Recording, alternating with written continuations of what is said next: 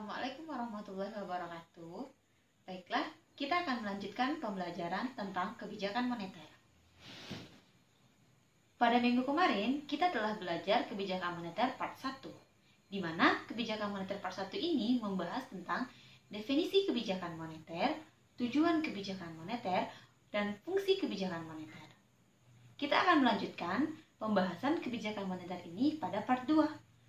Di part 2 ini, kita akan membahas tentang mendeskripsikan instrumen-instrumen kebijakan moneter. Mari sama-sama perhatikan asisten ibu menjelaskan tentang instrumen-instrumen kebijakan moneter. Stay tune!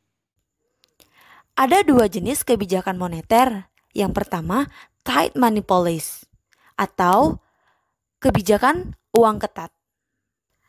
Tight money policy merupakan kebijakan yang digunakan bank sentral untuk mengurangi jumlah uang beredar.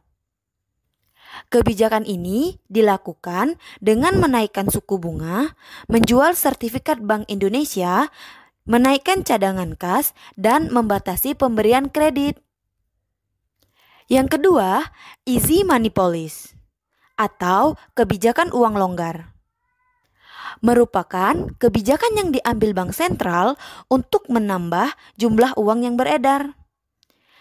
Kebijakan uang longgar dapat berupa penurunan tingkat suku bunga atau kebijakan diskonto, pembelian surat-surat berharga atau open market operation, penurunan cadangan kas atau cash ration, dan yang terakhir, kelonggaran pemberian kas.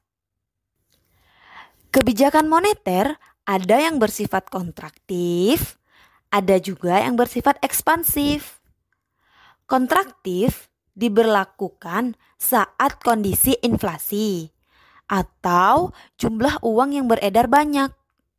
Nah, sedangkan ekspansif dilakukan saat kondisi deflasi atau jumlah uang yang beredar sedikit. Agar tujuan kebijakan moneter dapat tercapai, bank sentral menggunakan instrumen-instrumen kebijakan moneter. Yang pertama, politik diskonto. Politik diskonto adalah tingkat suku bunga kredit yang ditetapkan pemerintah atas pembayaran dari bank umum ke bank sentral.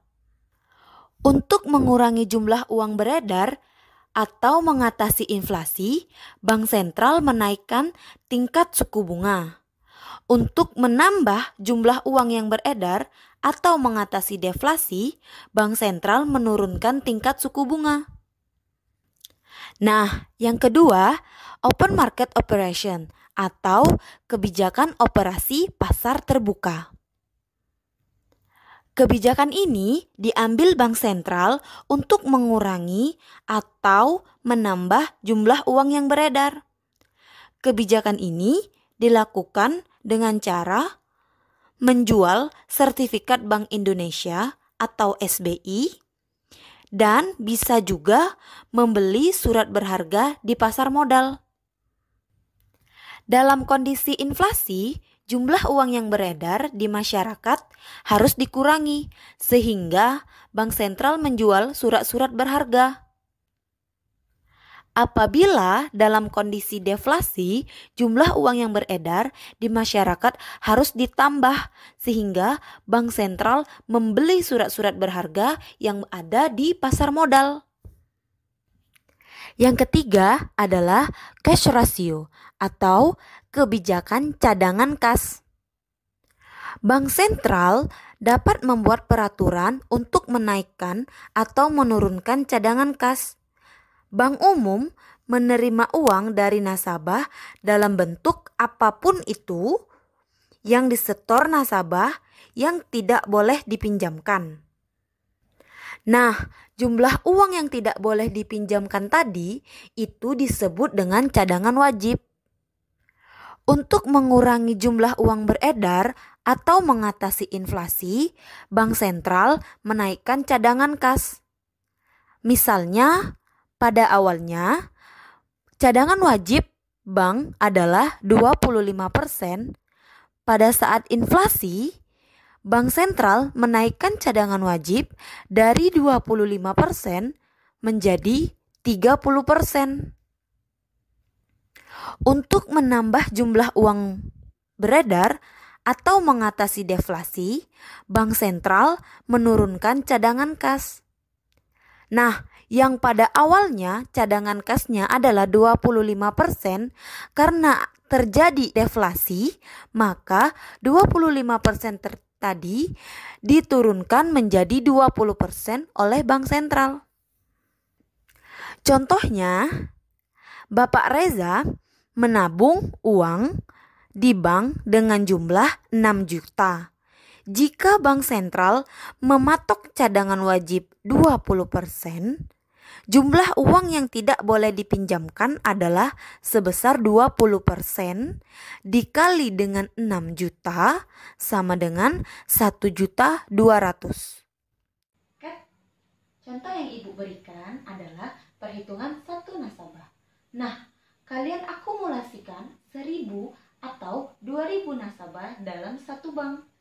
Itulah yang disebut dengan cadangan kas atau cash ration. Oke, mari lanjutkan kelanjutan materi yang akan dijelaskan oleh asisten Ibu. Uang yang boleh dipinjamkan adalah 80% dari 6 juta tersebut. Berarti 80% dari 6 juta adalah 4.800.000. Yang keempat, kebijakan kredit ketat.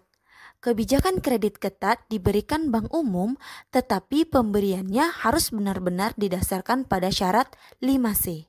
Yang pertama, character atau karakter. Yang kedua, capability atau kemampuan. Yang ketiga, collider atau jaminan. Yang keempat, capital atau modal. Yang kelima, kondisi of economy atau kemampuan ekonomi. Dengan kebijakan kredit ketat, jumlah uang yang beredar dapat diawasi. Langkah-langkah kebijakan ini biasa diambil pada saat ekonomi sedang mengalami gejala inflasi. Bank sentral memberlakukan kebijakan kredit selektif jika perekonomian menunjukkan gejala-gejala inflasi. Dalam keadaan deflasi, bank sentral memberlakukan kebijakan kredit longgar. Jadi, kebijakan kredit selektif ini diberlakukan apabila telah terdapat gejala-gejala inflasi. Nah, itulah tadi instrumen-instrumen kebijakan moneter. Nah, kalian telah menyaksikan asisten Ibu menjelaskan tentang instrumen kebijakan moneter. Kita sudahi pembelajaran kita sampai di sini. See you next time ya. Assalamualaikum warahmatullahi wabarakatuh.